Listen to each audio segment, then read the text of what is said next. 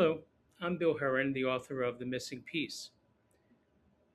Today is March 10th, and the topic is What was my part? The quote is from Marianne Williamson. You may believe that you are responsible for what you do, but not for what you think.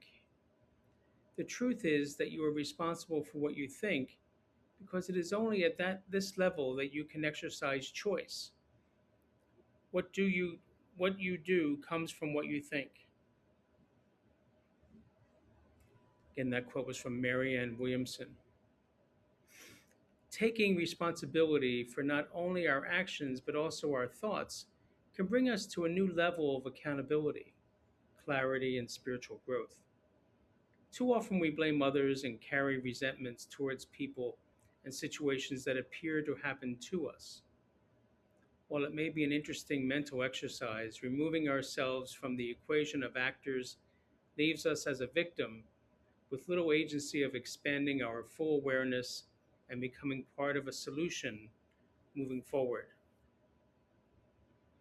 It often justifies our poor choices when faced with difficult matters, such as a stressful workplace, conflict in relationships, or even restless thoughts that lead to a maladaptive strategy like excessive substance use or a mood dysphoria. To increase agency in oneself is a daily practice to shift your worldview from being a victim towards cultivating an awareness of your part in the relationship or situation, which often leads to increased self worth and authentic understanding. One of the first things I practiced when making this change in my own life was being aware of taking responsibility for almost all events, scenarios, and choices in my life. I learned that by doing this, it became easier for me to admit wrongdoing, when in the past I may have simply blamed others with indignation or little or no remorse. Taking full responsibility for my choices and my actions also helps with making better choices of personal and institutional affiliations. I learn if I take responsibility. I don't learn if I'm blaming.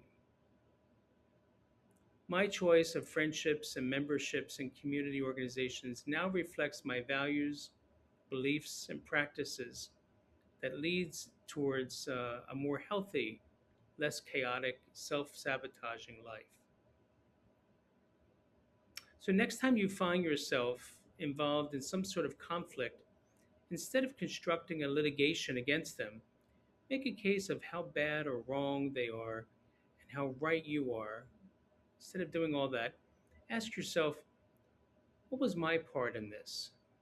Without pointing out their faults. Thank you for joining me today, and I look forward to you joining me with future readings of The Missing Piece.